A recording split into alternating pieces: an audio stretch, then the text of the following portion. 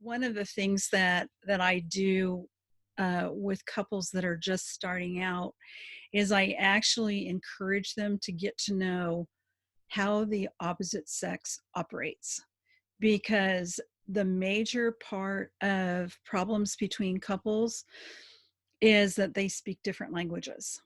What a man says and he thinks he's really clear, his wife hears it totally differently.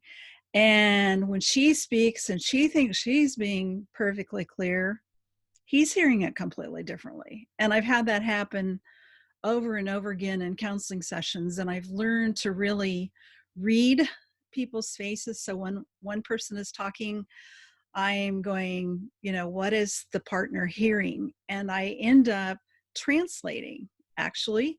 It I've often said, I think what your mate is trying to say is, and I will put it in the opposite gender terms.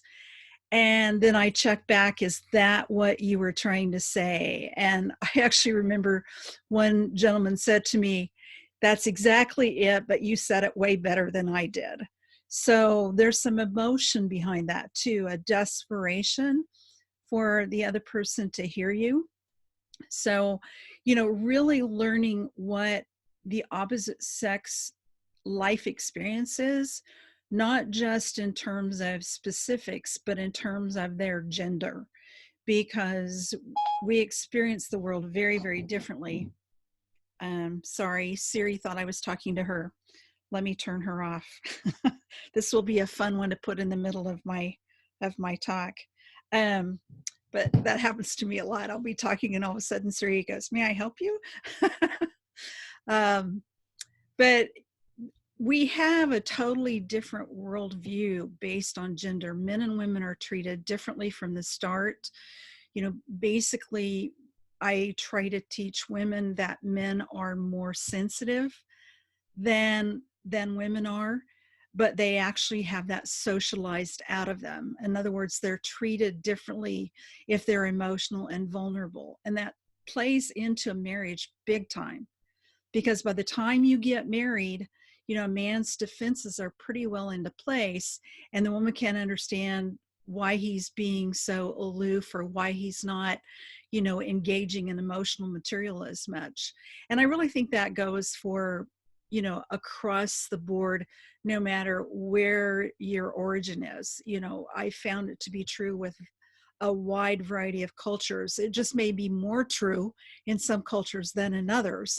But it's something that's in our DNA, that men are just more sensitive than women, and how they disguise that, how they try to hide that, is really important for the relationship. And because the man tends to withdraw and think things through before he speaks, the woman feels like she's being abandoned. She feels like she's in this all by herself. So her anxiety level goes up.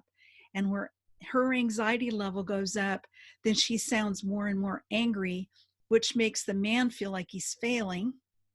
And so now he feels like he's failing. And so he shuts down even more, because he's trying to figure out, what do I do? How do I solve this? What's the problem? And, then you're speaking different languages. So it just gets really, really complicated. So basically, if I could sum that up into just a couple of sentences, we have very different experiences as men and women. We have different biology that makes us sensitive to different things. And then the environment trains us to respond to those emotions very differently. That's the first point. The second point is that when women are anxious, they often sound angry. And when men encounter an angry woman, they start to feel inadequate. And in that sense of inadequacy, then they go usually more internally to try to figure out what to do.